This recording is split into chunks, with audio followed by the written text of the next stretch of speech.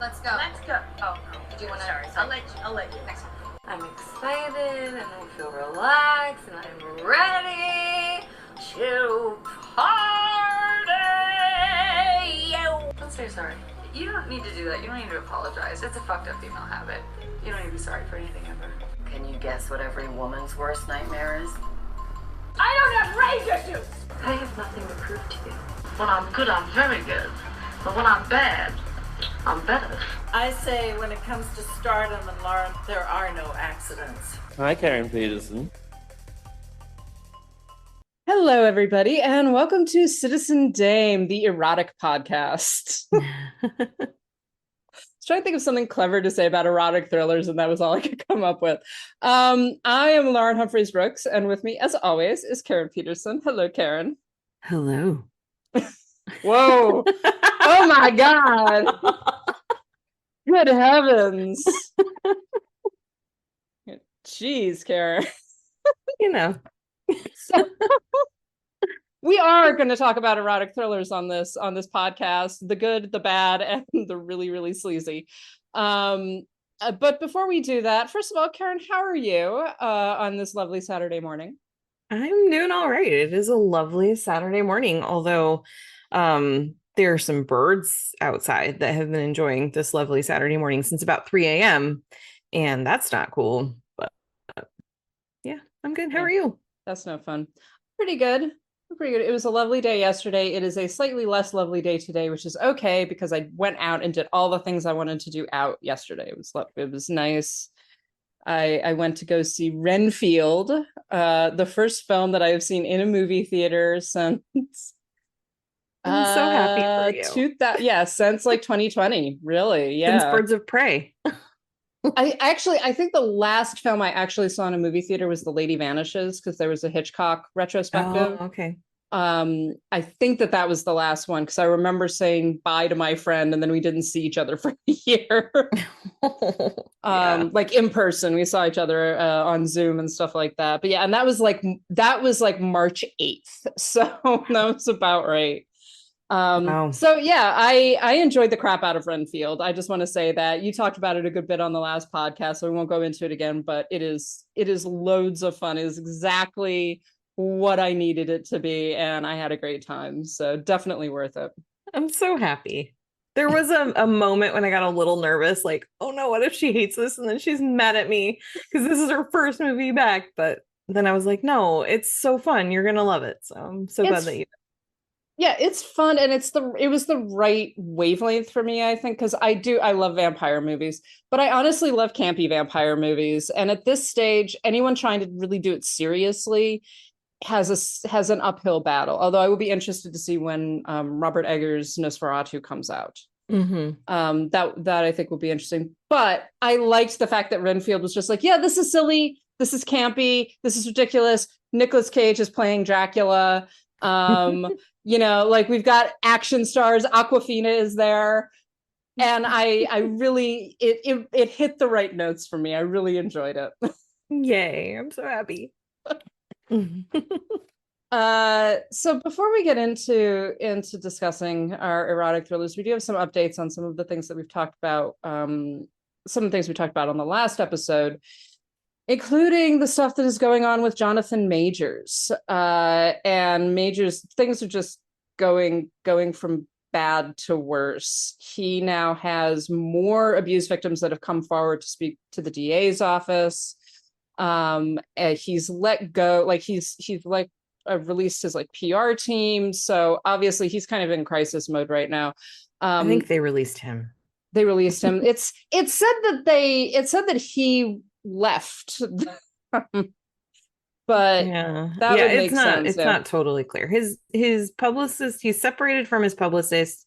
Separated, but, there you go. But he still has an agent. So they haven't dropped him yet. So I think they will once Disney makes their decision. Yeah, exactly. And so there is a good chance that he's going to end up being dropped by Disney. And that's one of the things that we talked about last week, is that he's one of those stars that is just becoming a star. And so he's not established in the same way as some others. Like if this were happening to Tom Cruise, or if not happening to Tom Cruise, if Tom Cruise had done something like this, Thank you. This would likely be a very different and possibly more complicated conversation in terms of he would probably be able to weather it. Majors probably isn't. Maybe Majors probably isn't going to, at least not for several years. And that's a good thing. I wish that if someone like Tom Cruise did something like this, they would drop him. But that seems to be less possible than someone like Majors, who's just kind of on the rise. Yeah, it's so hard to say now in this like kind of post Me Too era that we are in. It's so hard to know when people are gonna, like, when things are gonna stick on someone and when they're not, and then also for how long. So it's yeah, I agree with you. I would like to see that if this was somebody the star caliber, of, I don't know, Brad Pitt, that something would happen. Obviously, we have seen that doesn't always. So I don't know. Part of it kind of depends on who it is and what the accusations are and how good their publicity team is. And since he now no longer has one, he's going away. But Brad Pitt's still got the best there is. So I don't. Yeah, and it's very frustrating that it's not equal justice for everyone. Yeah, and this has been talked about before, that particularly stars like Majors, who's a Black man as well, is being treated differently than someone like Brad Pitt, against whom there are also very serious allegations. And so yeah, I think Pitt is a good example in this case, and like this, everything seems to have just washed off of him. Yeah. And that's not happening in the same way with Majors. And I do think that some of it is placement in their careers. Pitt has been around forever. He's a very powerful figure in Hollywood. And he's an Oscar-winning producer now, instead, not just an actor. So exactly, yeah. So he's in a very different career place than Majors is, but there's a whole bunch of other things that are kind of attached to that. Speaking of, so we'll see what happens with Majors. It's pretty fucking serious. I mean, we've talked about this before, when multiple victims come forward, and it really should, as Emma Thompson said way back when, it should only take one. It should only take one person to say, this man abused me, to actually make a difference. But especially when it comes to multiple people coming forward and in this case, cooperating with the DA's office, this is very serious, and it's going to get more serious. Yeah.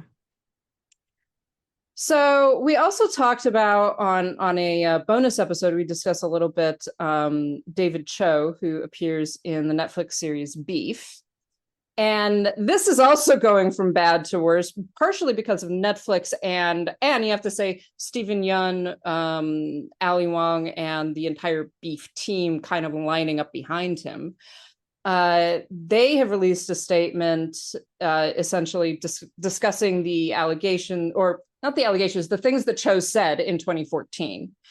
And what their response was: the story David Cho fabricated 9 years ago is undeniably hurtful and extremely disturbing. We do not condone this story in any way, and we understand why this has been triggering. We're aware David has apologized in the past for making up this horrific story, and we've seen him put in the work to get the mental health support he needed over the last decade to better himself and learn from his mistakes. So that's been kind of their response. They are essentially saying, like, it's bad, it's not good, but we're past it, right? Of course, that's not a choice that they get to make, particularly. So what are your thoughts on this? We kind of went back and forth a little bit about this on the bonus episode when we were talking about David Cho. This is a hard one because it's weird, basically. Like I think you pointed out, Cho's been around for a long time, and he's been in things, including stuff like The Mandalorian, since 2014, since this kind of statement story, whatever the hell it is, in which he apparently brags about raping a woman. It's still such a complicated thing, but I do think that the statement is obviously very well crafted from a PR perspective. And what I don't know is, like, does this really reflect what Ali Wong thinks, what Stephen Yun thinks? It doesn't really matter because they put their names on it and put it out there. I think it's still really complicated. Do think that at a certain point, people do need to be able I don't know how to say this without coming out wrong, because I am not excusing this behavior at all. What he did.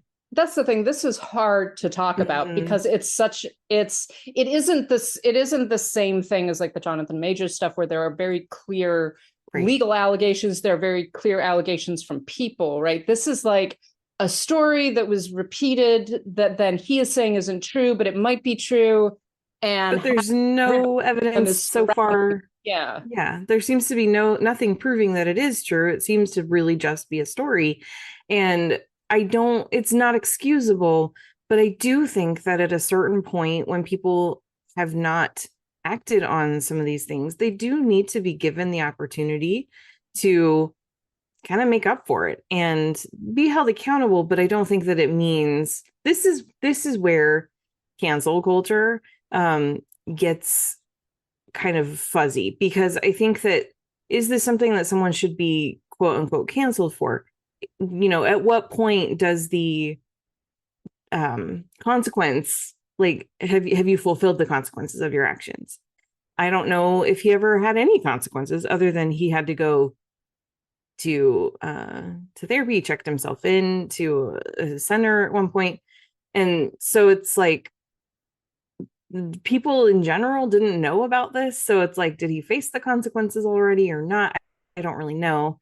It also was 9 years ago. It's complicated.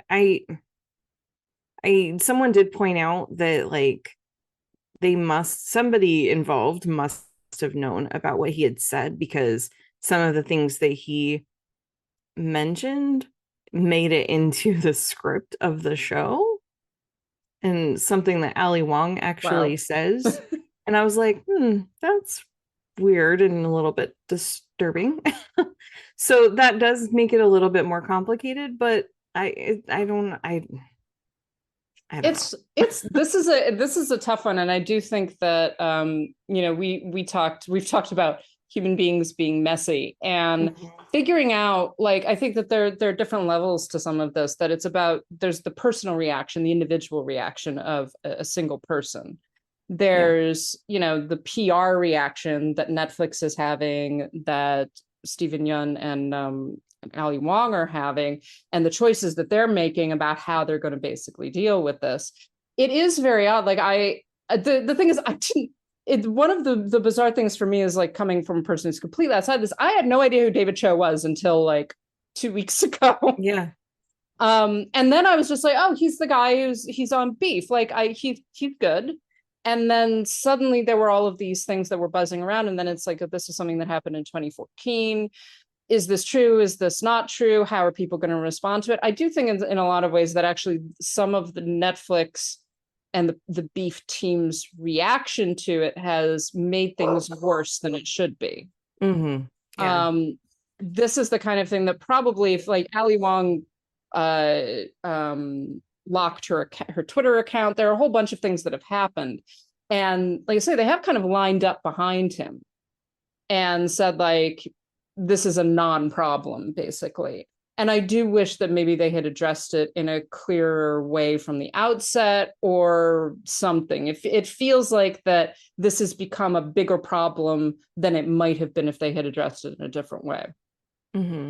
Yeah, it's the reactions are interesting and kind of all over the place too. Like, there's a writer, Win Lee, who is in this article from the LAist, who said, this was a moment to be different and no one took it. Certain things the show preached and practiced, especially on the don't let your bad impulses consume you front, the people involved did not apply. And I thought that was an interesting take. It's not that I'm going to necessarily disagree. I think everybody looks at this very differently, but I don't know that the bad impulses actually did consume anybody here. Like, he moved on. He's acknowledging it. He's apologized. He's, and Stephen Yun and Ali Wong, like, they're in this statement, like, one of their things was he's done the work, which I don't know. I haven't seen it. He went to counseling. Did he do all the work? I don't know, but that's also not for me to say. So it's just kind of one of those things where it's like, I think that we have to be very careful, not to just jump to anybody who's done anything bad in the past, needs to go away forever, because that's not it either. People need the opportunity to correct their wrongs, whether those were mistakes or intentionally doing things. There's a lot of things that we need the opportunity to come back from. There are some that we don't, but and that's part of why this is so complicated, because I think everyone disagrees on where that line is. Yeah, no, exactly. When we've talked about things like this before. So that's the David Cho thing. It's very hard to, I think it's very hard to unpack at the end of the day. And there are definitely a lot of different opinions that are floating around, most of them justified as far as I can tell. Some of them go further than I necessarily feel, but I also understand the response. And I do think that there's a certain point at which it becomes an individual. We also do have to acknowledge that we are two white women. We are talking about an Asian American man, and the woman that he supposedly describes assaulting, is a Black woman. Right. So there are other levels that we are also not being able to process because of our particular privilege and the world, the way that we look at the world, et cetera. So I think that that's something to acknowledge as well. There's a lot of different responses that are happening. Yeah. And I don't fault anybody for their responses. It's so messy and tricky. It's messy. Yeah. So let's move on from that and talk about something that's totally not messy and definitely not complicated and does not evoke complicated feelings in me as a female viewer. The erotic thriller. So the erotic thriller, what is an erotic thriller? This is a question that I have been asking ever since people began talking about the erotic thriller again. Like about a year or so ago, and everyone was complaining about there's not enough sex in movies, or there's too much sex in movies. We should definitely bring back the erotic thriller. And I was like, should we though? So the erotic thriller is usually kind of identified as a subgenre that is an offshoot primarily of film noir and crime movies. But that was particularly popular in the 80s and 90s, where you had this kind of series of films that usually basically took noir plots. And in fact, one of the films we're going to talk about is essentially a remake of Double Indemnity, and added a lot of sex, basically. All the things they couldn't do during the noir Hays Code era. Yeah, exactly. So a lot of it involves very complicated morality, and you get villains who win at the end, and definitely representations of sex. A lot of them, and I think a little while ago we talked about, I think at some point last year we talked about representations of sex in film, and particularly the porn aesthetic, which became more prevalent in the 1970s. So it's post-Hays Code, post-production code, much more American independent. And when you were allowed really to represent actual, sex on screen, there was in mainstream films, there was a sort of emphasis on what is usually referred to as the porn aesthetic. And the erotic thrillers go hard on that. That's what you did there. So usually this kind of gets identified with films like Fatal Attraction from 1987, Basic Instinct, Dress to Kill, Body Heat, which is one of the films we're going to talk about. And I'm not going to go through all of the various elements of the subgenre, but it's essentially, like you said, it's film noir but without the Hays Code. I think that's the best way of describing it. So I think this is such a complicated issue, because people have talked about the also the settings of these films, that very often it's not pleasant sex a lot of the time. Like Right. it's not positive representations of sex. It's kind of this desperate, often angry sexuality that is represented on screen, and usually it leads to someone getting murdered, or someone being like so consumed, usually a man being so consumed by a woman's sexuality that he agrees to commit murder. So again, very much the shades of film noir, nothing particularly unusual about it. But this is also happening within the context of the backlash against feminism that was happening in the 1980s, an AIDS crisis, which begins in the 1980s, in which sex, can literally lead to death. It's in a way that it didn't in the 1960s and the 1970s.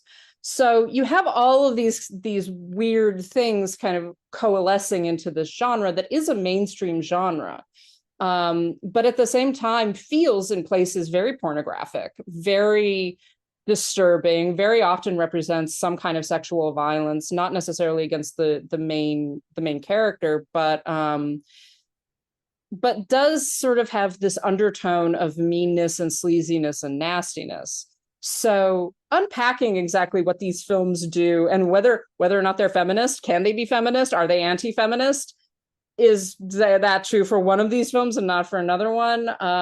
It's a very complicated issue. So before we get into talking about the films, what are your feelings generally, Karen, on the erotic thriller? Okay, so I think this is going to reveal a little bit about me psychologically, but I think that because I graduated from high school in 1994, so kind of the end of this sort of classic period was when I was going into college. So I watched a lot of these movies when I was like in high school and young adulthood, and I think that this is part of why I hate sex in movies now, because it's so fucking boring. It's like not that this is the kind of aspirational sex or whatever, but sometimes it's like, yeah, like she's hanging from a fence and they're just going out, it's like it's so much more interesting to watch than what we get now. So but I think that the genre itself, there's a lot of really bad movies here, but there's also just some that are just fun and really entertaining. And there's also some like you mentioned, Fatal Attraction, that have just kind of had this like enduring life because they actually are pretty good movies too. As far as whether they're feminist or not, I think it depends on the movie, and I think there's an individual case to be made for each one. Yeah, I think that at least some of these films, certainly some of the films we're going to talk about, it can be read through a feminist lens in a positive way, so that this is actually kind of a positive representation in a certain sense, particularly when you're talking about a lot of the women in these films come from, they're based in the femme fatale, right? Mm-hmm. So they're coming out of a genre or a mode of filmmaking that is also very complicated, because they can be read of one or two ways. One of the things that many erotic thrillers allow for, because of the time period, is for the bad guy, the femme fatale, to win, to actually succeed, to commit murder, multiple murders sometimes, to completely indulge in kind of like sadism and violence, and be the one who survives to the end of the film. Be the one who's successful at the end of the film. It's true, but there's also this element too where it's not just like they're bad because they're bad. You also, in a lot of these, start to see a little bit of like, oh, she's a sociopath. Oh, there's, she was abused, and so there's lingering, trauma and things like that to kind of explain why she is the way that she is in many cases, at least. In some of them, yeah, definitely. So the first film, and I will say right now, I think that we're going to spoil these films if you have not seen the three films that we're talking about, which are Body Heat, The Last Seduction, and Jade. And we're also going to talk about a few others. But these in particular, I'm gonna say right now, I'm gonna spoil them. So. Yeah, we're gonna talk spoilers about these. We'll mention a few other movies probably without a lot of spoilers, but these we're gonna talk about in depth. Yeah. So all of these, I think all of the films that we're talking about are actually available right now on the Criterion channel, and they also are available in other places. So they're all worth seeing. I think the two of these films are very worth seeing. One of them is not, which we will talk about in a minute. I chose it for a reason. I'm going to make you justify it multiple times. I will. So the first one we want to talk about is actually earlier than Fatal Attraction. It's interesting. Fatal Attraction is like, oh, this was the first one. It's like, no, it wasn't. Body Heat, which is a 1981 American quote neo-noir, and it's an erotic thriller starring William Hurt and Kathleen Turner. And I gotta say, Kathleen Turner is just life goals for me in this film. Just like, this is exactly, I love Kathleen Turner in this movie. I don't know how anybody couldn't, honestly. She's wonderful, and you totally understand why this incredibly stupid man would go to such lengths and be so fucking dumb around this woman. You're just like, yep, I probably would murder people for Kathleen Turner. Like, I will admit that. It's so true. But okay, before we dive into talking specifically about this movie, let's talk a little bit about something else that is kind of a hallmark of the genre, which is that you a lot of times get big stars and big directors. Yeah. And in this case, this was his first directing achievement, but this is Lawrence Kasdan, who wrote The Empire Strikes Back and Raiders of the Lost Ark. So he's got like, he's already got the chops. And so now he comes out and he's doing this, like, he wrote it and directed it, but it's like his first big movie. And, of course, stars are going to want to jump on board for that. And of course, it's going to be really interesting to people wanting to go out and see it. So I wanted to mention that. And it also it was a pretty successful, it's definitely one that it did okay when it first came out, but it had a really long life after, because of the fact that the 80s Kathleen Turner and William Hurt became such huge stars. So it just yeah, exactly. And also Ted Danson and Mickey Rourke both have both have like secondary roles. Mickey Rourke is like in 2 scenes, I think, in the film, but he's great. Like, so yeah, it's a very quintessentially kind of early 80s movie too. It has that kind, he's getting still kind of the leave over from the 1970s, but it's very much moving into the 80s. And then it also has all of these elements that are very much based in Double Indemnity, the 1944 film, with Barbara Stanwyck and Fred McMurray, and then also it was a novel before that.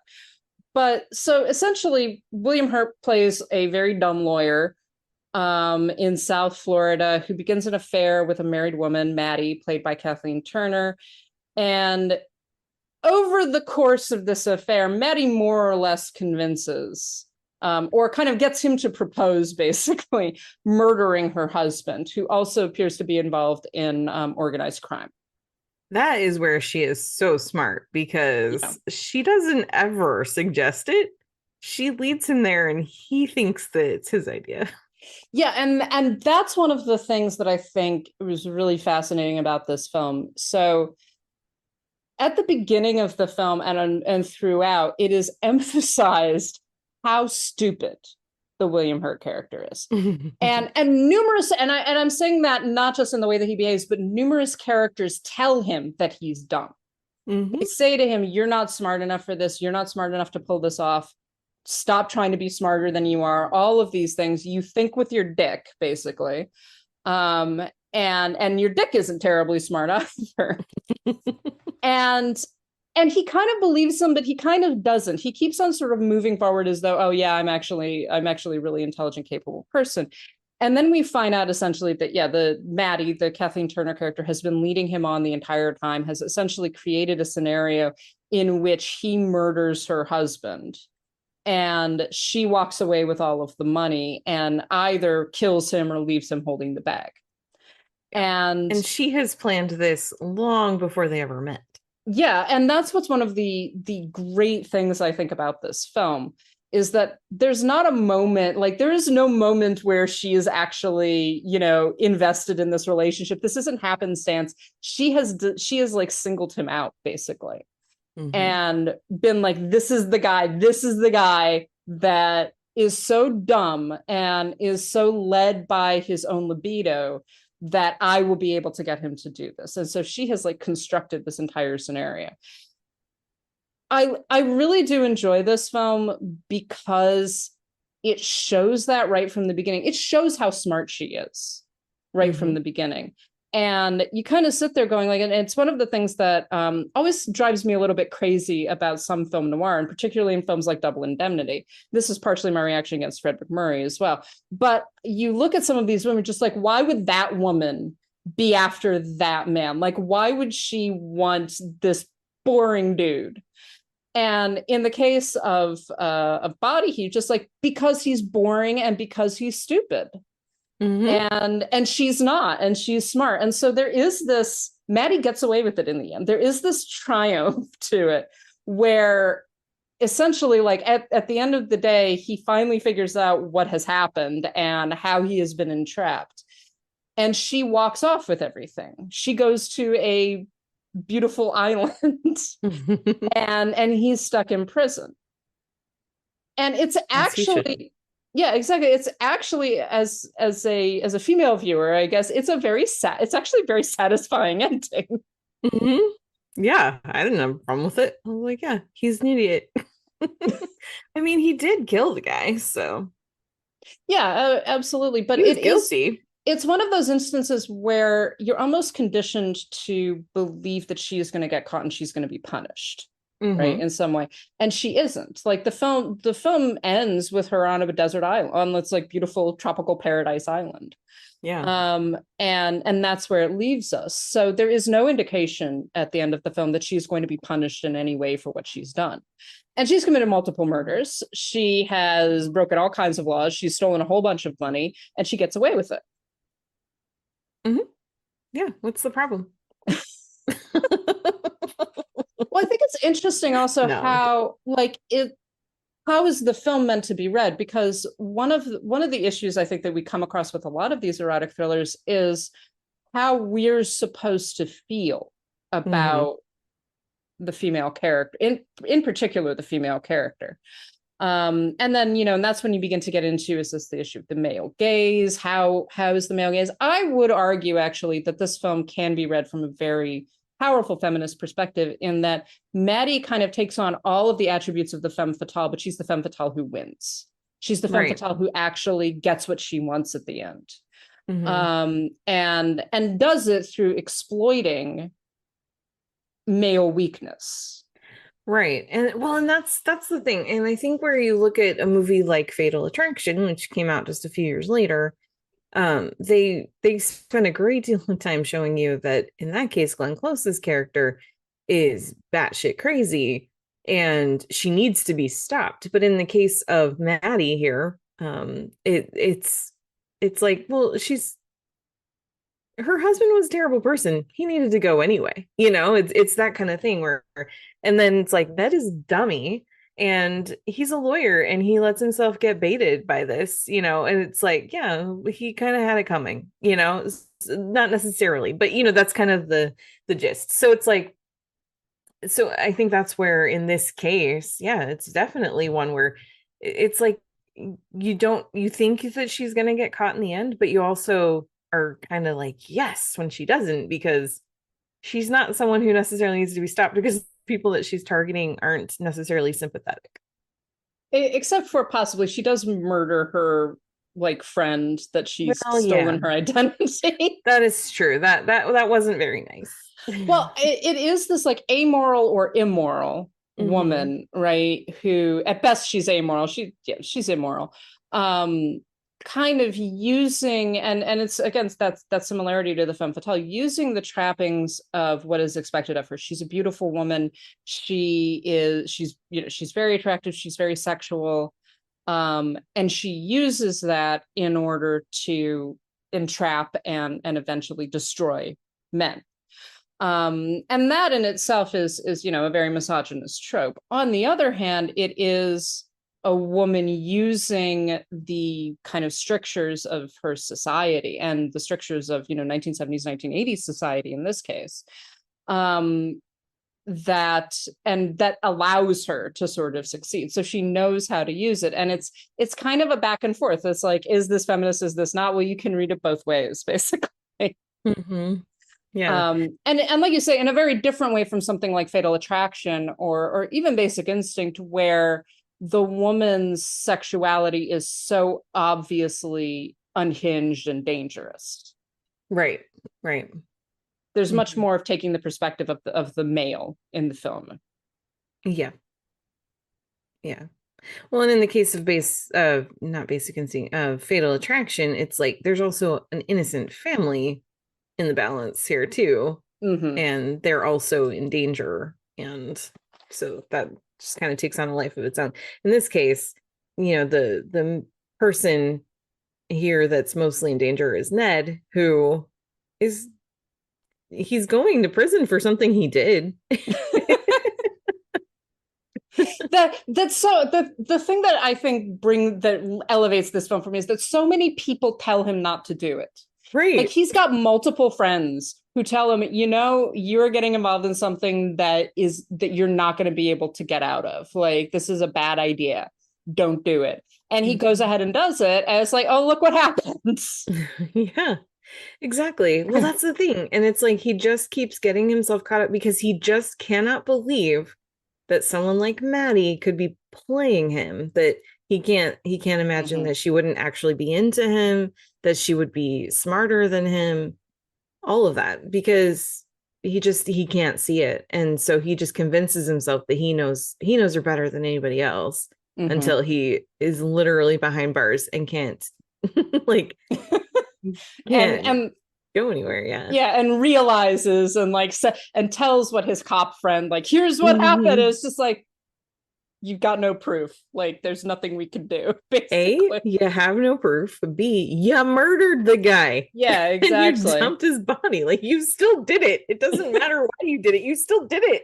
She made you do it, but did you have to? Like, you didn't.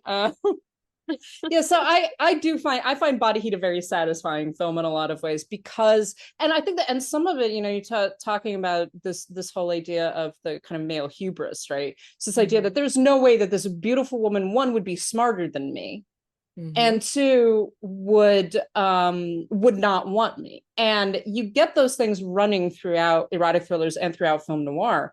And very often it's just like, no, of course she loves you. It's just like, no, she doesn't. She doesn't. You are a useful fall guy. And she's been planning this since before you ever laid eyes on her. Yeah. She intended for you to lay eyes on her. And she's actually smarter than you. And so there is this sort of underhanded celebration of female intelligence and the brilliance of this woman, basically. So with that in mind, let's talk a little bit about The Last Seduction, which is so I laugh about this one, but this film I think is wild. I do like one of the features of erotic thrillers does often become like an extremity. So we talked about porn aesthetic, but there's some of these plots are just batshit. Like they go off the rails at some point. It's like they took a noir plot and were like, but let's make it 5,000 times crazier.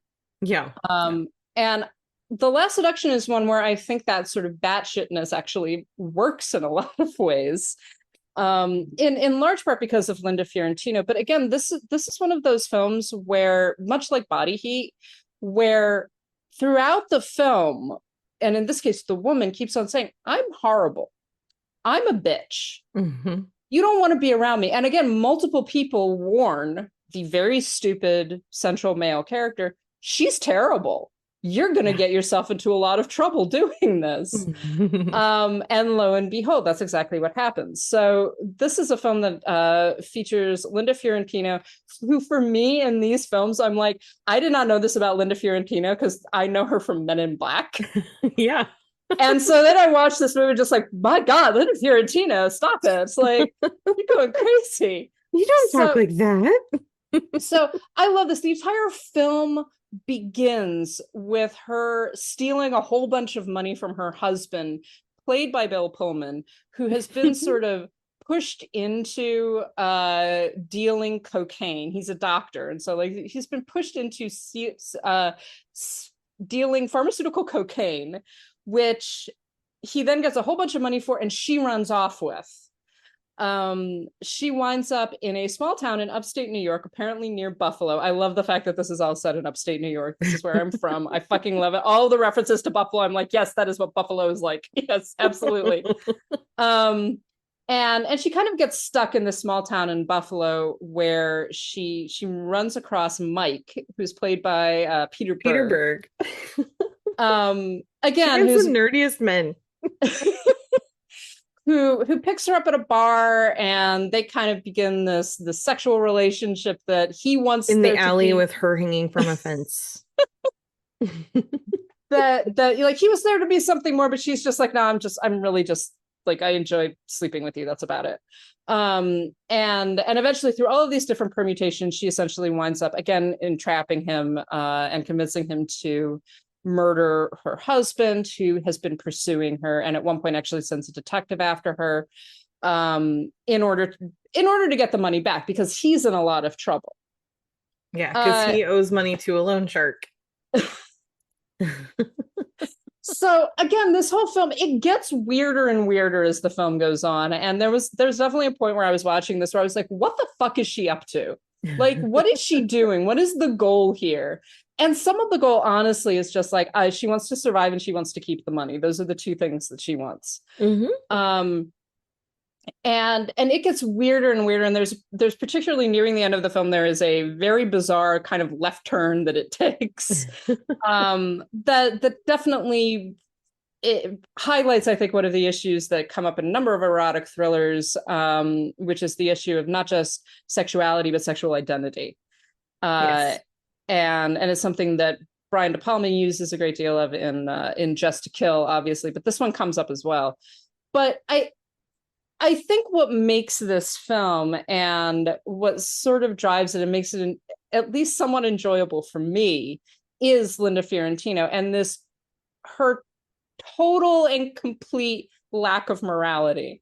And desire to basically just do whatever the hell she wants to do and to hurt whoever she wants to hurt. In the process of like just keeping the money that she has stolen. Right? She's a total sociopath. There is no remorse. There is no sense that she feels bad about anything that she does at any point. And she just fucks up these people's lives. So I have a couple of thoughts about this movie. First, and some of them are like not about the actual content of the movie itself, but like this is how wild the 90s were. I didn't remember this until I was reading up about it.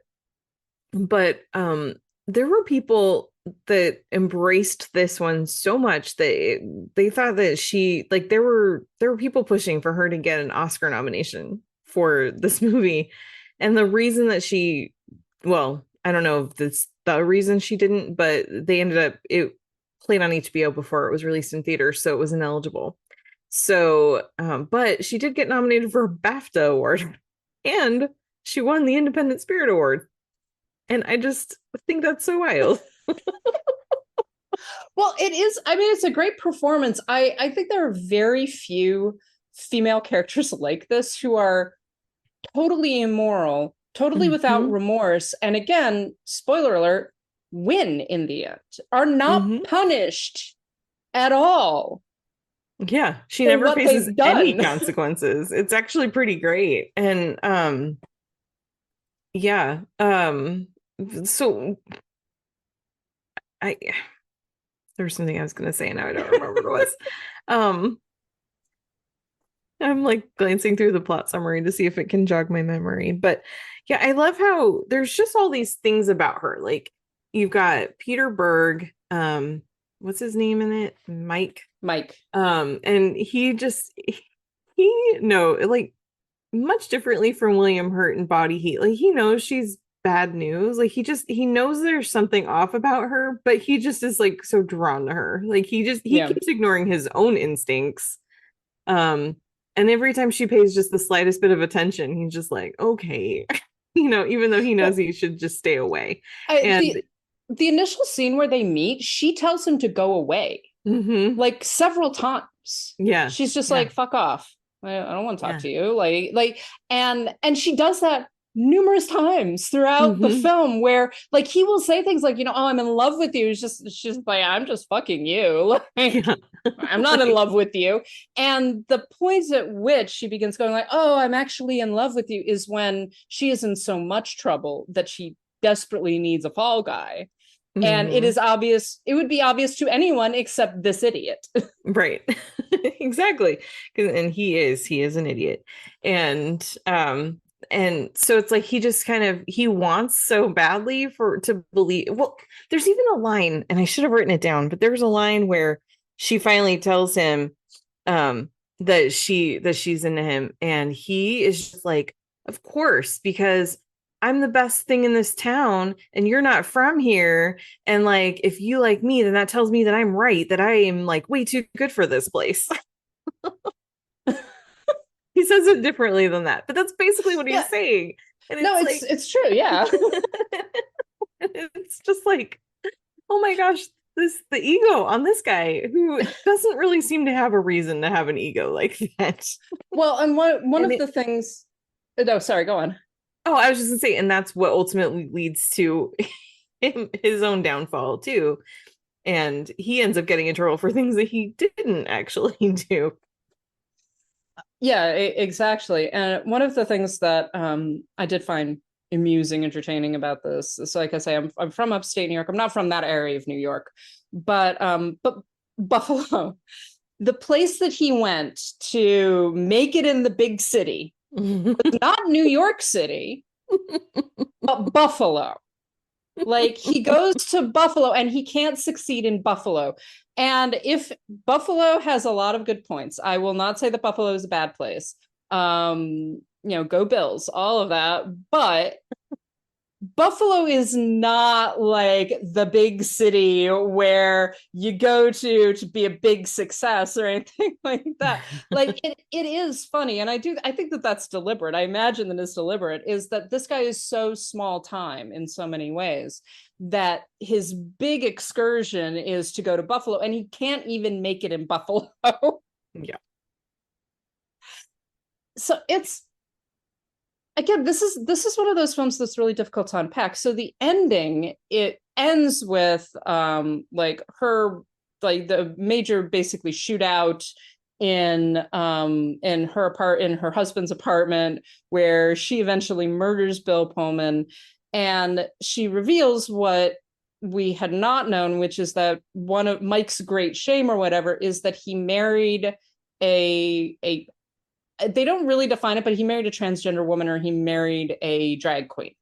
And it's never completely defined or anything, but it's like this, it's supposed to be this big shocking moment. And it's a very weird turn in this film. And like I say, it has elements definitely that are connected to films like Dress to Kill, where the issue of homosexuality, especially for the main character, or the issue even especially of transgender people, is a big one. And this is something that comes up a lot in the 1980s and the 1990s, of the horror of horrors is for a man to marry a woman who is actually a man. That's the way that it's framed, right? Yeah.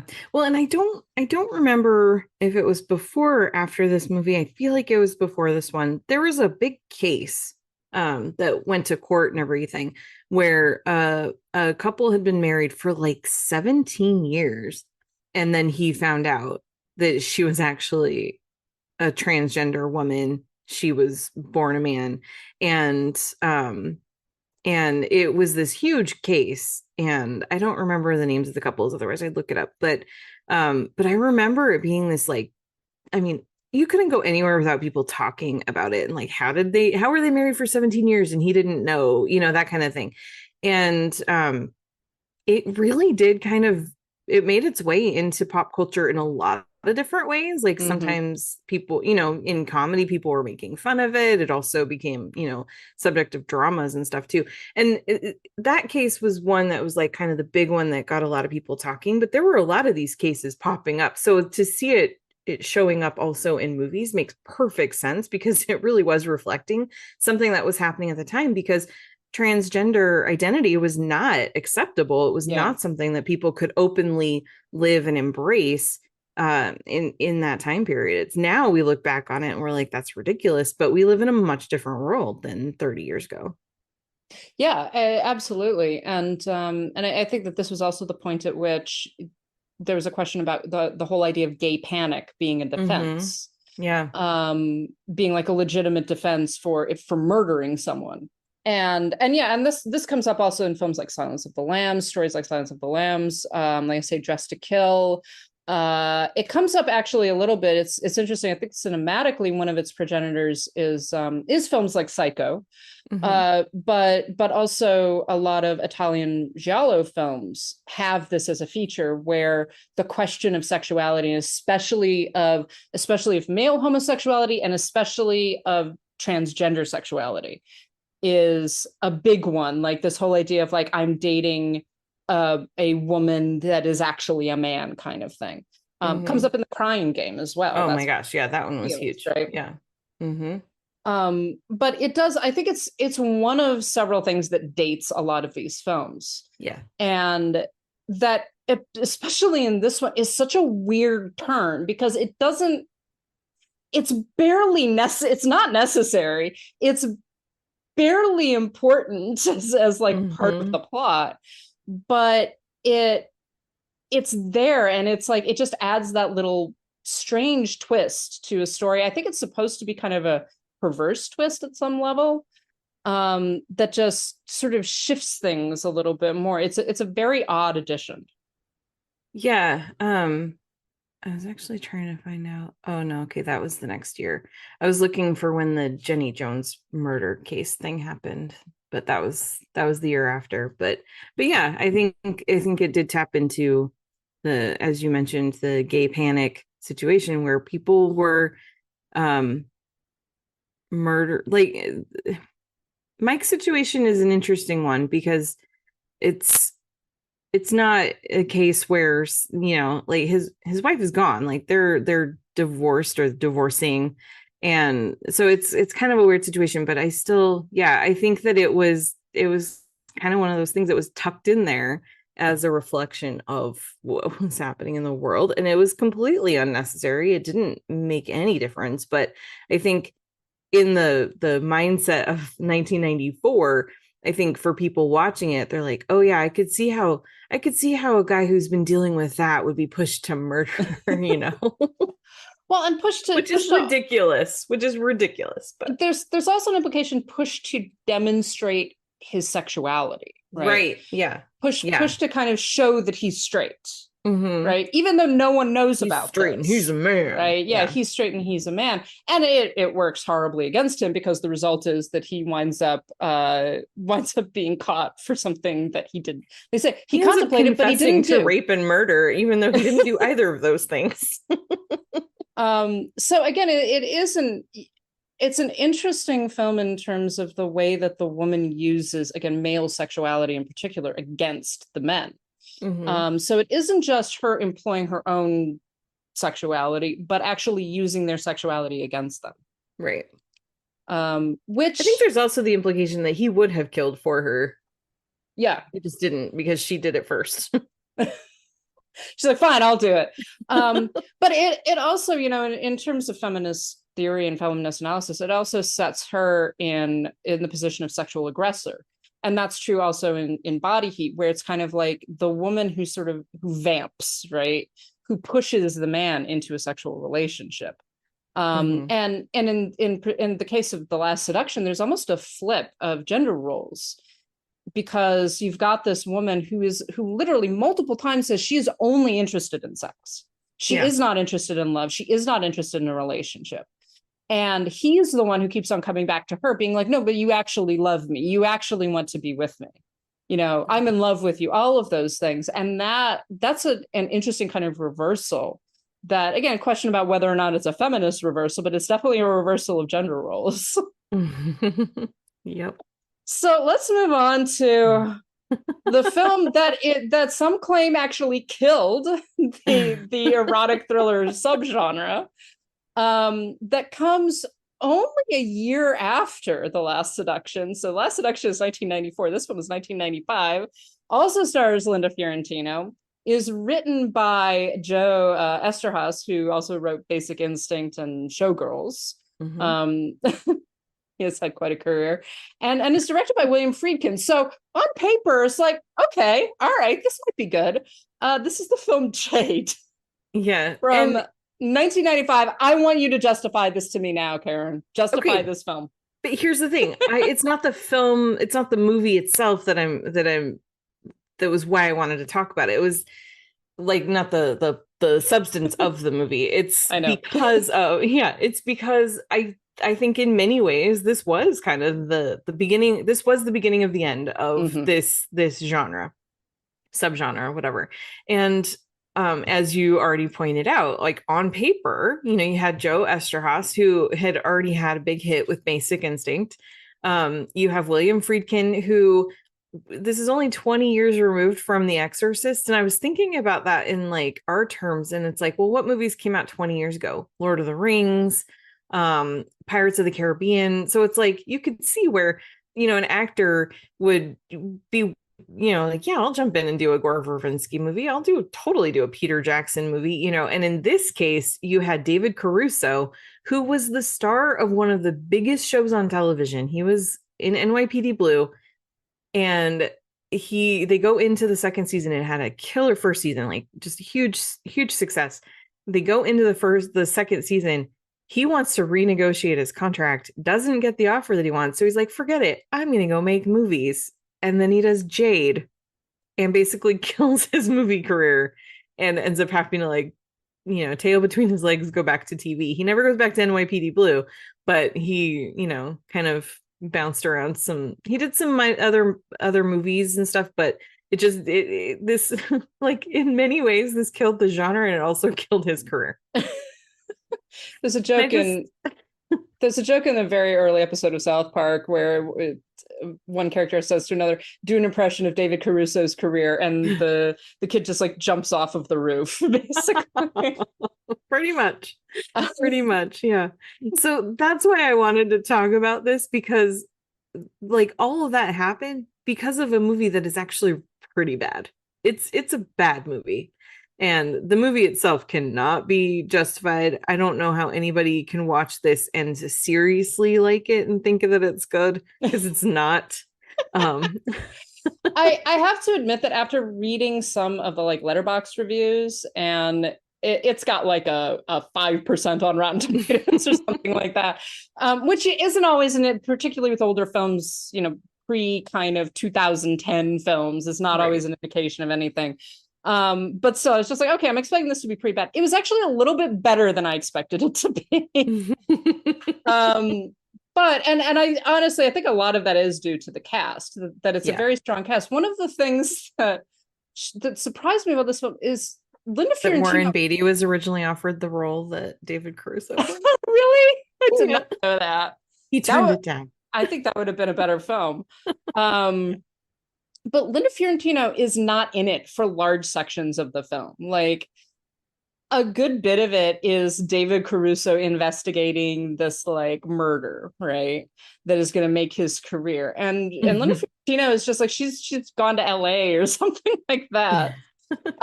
There is an insane car chase in the middle of it. But yeah.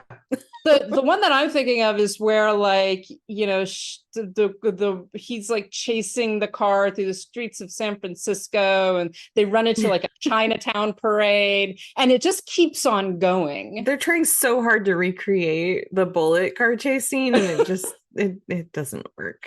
It just keeps on going. I'm just like, when is this gonna stop? Is it gonna end at some point? This is most of the film right now. Yeah, it's the basic plot is Caruso plays David Corelli, who is an assistant district attorney in San Francisco. And he's called to a crime scene of a murdered businessman who was killed by an antique hatchet in his home. So like, okay, good opening, good beginning, everything. I'm not really sure why an assistant district attorney is there investigating the crime, but that's I will fine. accept it. I will accept it. Whatever, like I'm okay with suspending my disbelief. But so essentially this leads him down a rabbit hole into discovering that this businessman was into all kinds of weird sex stuff. Because of course he was. This entire film is so deeply sleazy. And it makes sense when you realize it was written by Joe Esterhaus. But it's just like, I mean, within the first 15 minutes, we've got, David Caruso uncovering little tins of pubic hair that this guy has kept from his various lovers, conquests, I don't know. Finding all of these photographs of like the different women with people like the governor and other prominent businessmen. So it's one of the features of a lot of these erotic thrillers is this use of sexuality and this underlying perversity of it, right? So sex and violence are very heavily intertwined. This one, I think, really does emphasize that. Yes. and reminds us that like it's just gross. It's uncomfortable. It isn't sexy. Like there are actually not that many sex scenes in this film, and what there are just not attractive. Like it's just like, this is not fun. No one's having fun. No one's having a good time here. One of the things that I find kind of funny is it's like, okay, so a lot of this hinges on the fact that Linda Fiorentino basically goes into this dark world because Chaz Palminteri is so bad in bed. Yes. Well, and there's a scene where, like, I think it's very early on, where it's like, oh, David Caruso is the best lover she's ever had, or something like that, and they never have sex, right? In the film, they get close, but they never actually have sex. I'm like, so you're telling me that this. First of all, this poor woman, I understand why she has made some of the decisions she's made, because my God, like if David Caruso is the best sex you've ever had, I am really sorry. Yeah, like, oh honey. It's a batshit film. Like it's a very bizarre, weird, if some of these films raise the question about whether or not this is feminist or anti-feminist, I would say that this is very anti-feminist. It's very anti-woman. Yes. Yeah. Oh yeah. It hates women, is for sure. Mm-hmm.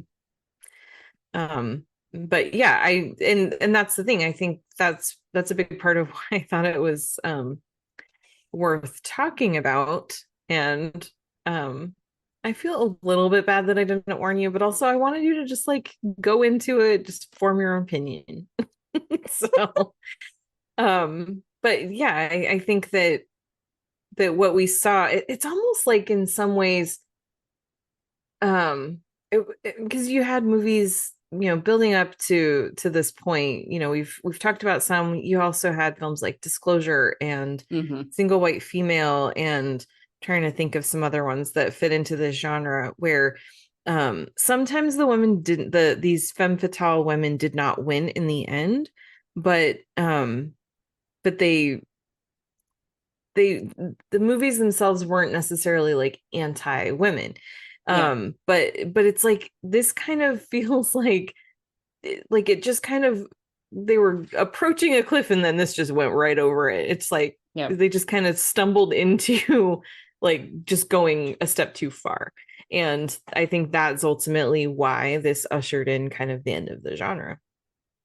Yeah, that makes sense. It pulls back from some of the things that have, I think, pushed the genre forward, which is this female control of sexuality and the way that the women use their sexuality, but also, as we said, use the men's sexuality against them, right? This is one that the woman becomes completely constrained again. She is the one in danger. She's actually the one in danger, it turns out. And it ends not with any kind of triumph for her, any kind of escape even for her, but actually this whole basically ending where she's going to be enthralled to this man for the rest of her life. Right. Yeah. This very dangerous, very violent man. And it's distressing because it does all of those elements that we can read into some of those earlier films get kind of pulled back. Yeah. And it's just like, we're going to put her back into the box. We're going to put her back under patriarchal control, under misogynist control. And make that the ending, make that the way all of this comes out. That's just it. So it's like, just to kind of get a little bit more specific.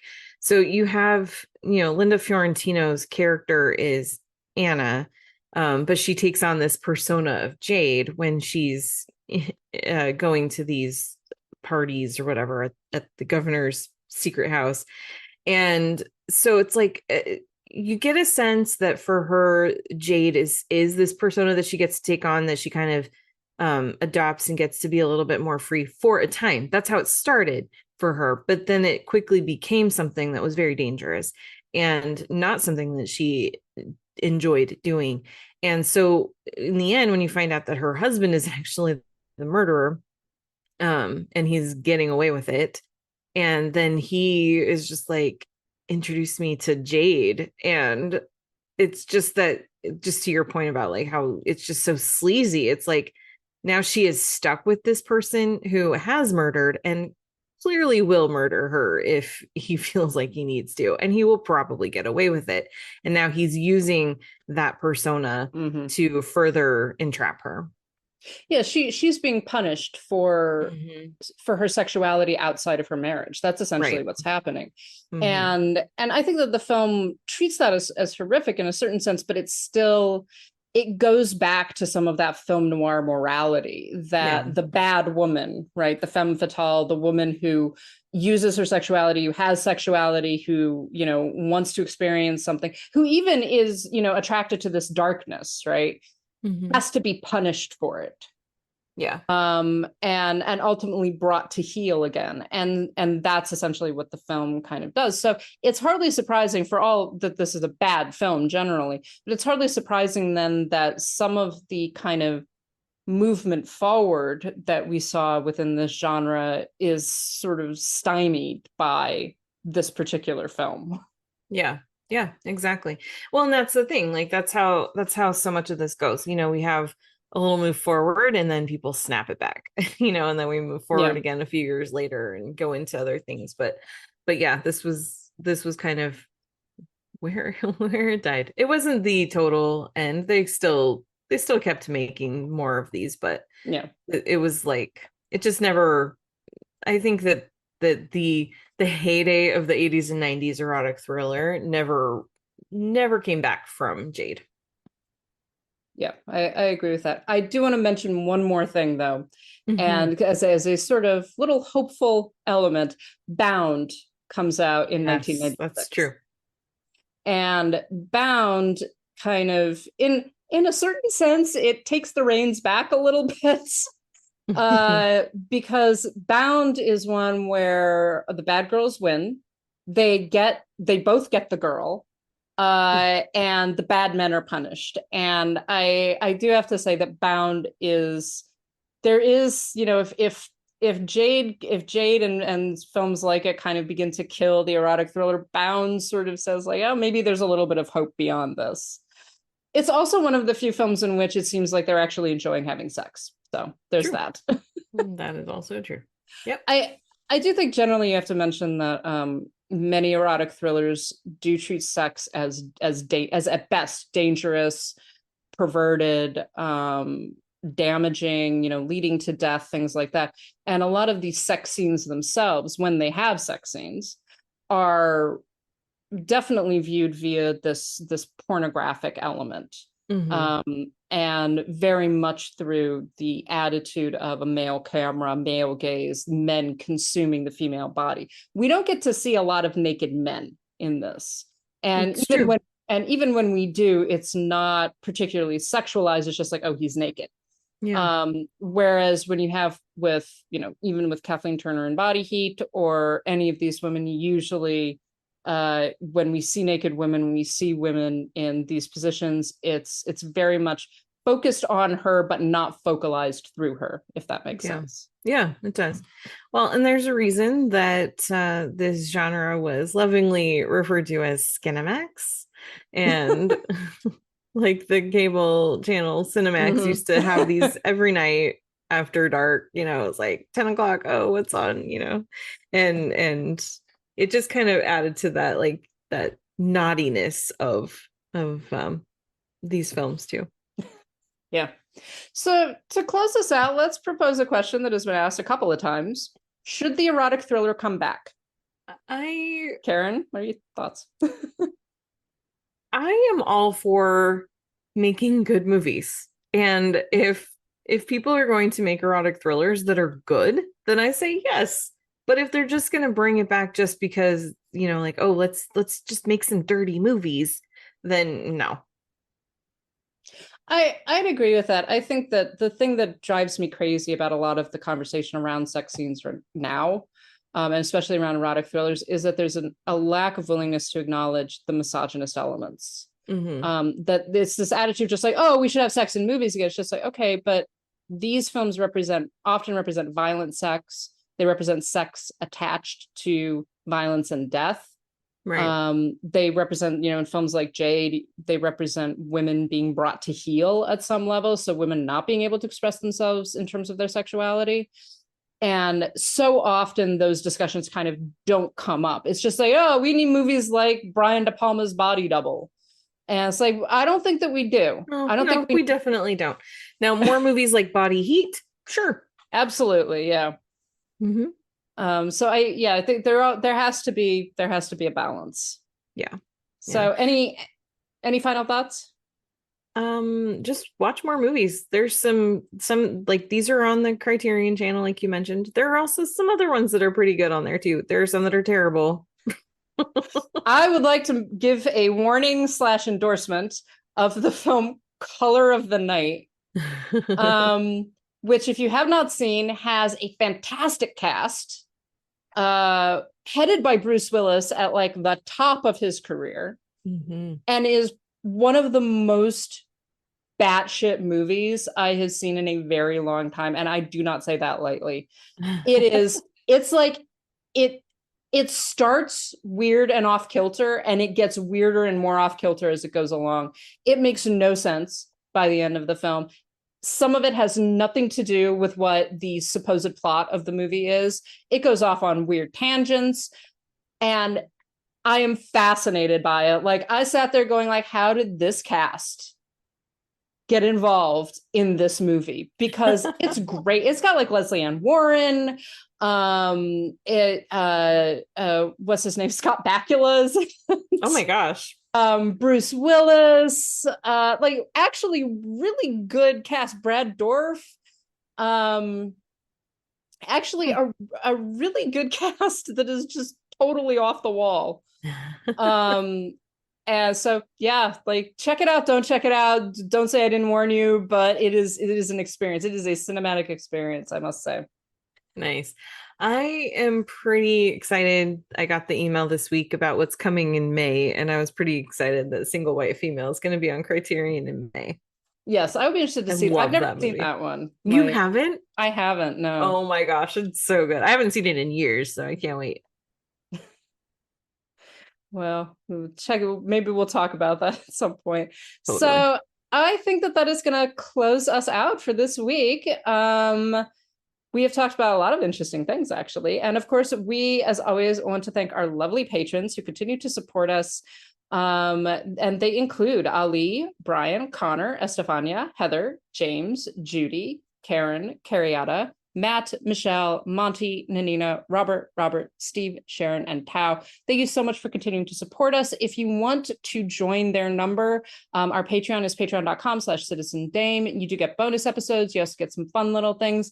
Again, I've mentioned this a couple of times. If you are a patron and you have not received buttons, stickers, etc., please shoot me an email. I'll also send out another email blast just to check with everybody. I think that I've got everyone, but I may still be missing someone. So just let me know. I will get that out to you immediately. We also do still have a Zazzle store, zazzle.com/citizendamepod, and a Ko-Fi account, ko-fi.com/citizendame. By the way, if you want to buy buttons, stickers, things like that, we should have things like our PayPal up and a little store open on our website eventually. We're still trying to figure that out. That's citizendamepod.com, where we also have reviews. And I think Karen has some reviews that are either up or going up really shortly. I'm going to have a Coming. And I'm going to have a review of Pretty Baby, the Brooke Shields documentary, up hopefully by the end of the weekend. So by the time you're listening to this, you can also get in touch with us a multitude of ways. Our email is citizendamepod@gmail.com. We are also on the various social medias for now. We are on Twitter and Instagram at Citizen Dame Pod. We have a Mastodon, Citizen Dame Pod at mastodon.social, though we're not using it at the moment. And you can also go to our Letterboxd at Citizen Dame, and there you can find lists and running lists about the films that we have been talking about, and all sorts of fun stuff there as well. Of course, you can get in touch with us individually. Karen, where are you? I am on Twitter, Instagram, and Letterboxd at Karen M. Peterson. And I gotta say, Letterboxd is currently my favorite, so that's the best way to find me. Definitely, yeah. I am also on Twitter, Instagram, and Letterboxd at LH Business. And I think that will close us out for this week. We will talk to you guys later. Bye. I'm a married woman, Meaning what? meaning I'm not looking for company. You should have said I'm a happily married woman. That's my business. What? How happy I am. And how happy is that? You're not too smart, are you? I like that in a man. What else do you like? Lazy? Ugly? Horny? I got them all. You don't look lazy. Tell me, does chat like this work with most women? Some, if they haven't been around much. I wondered. Thought maybe I was out of touch.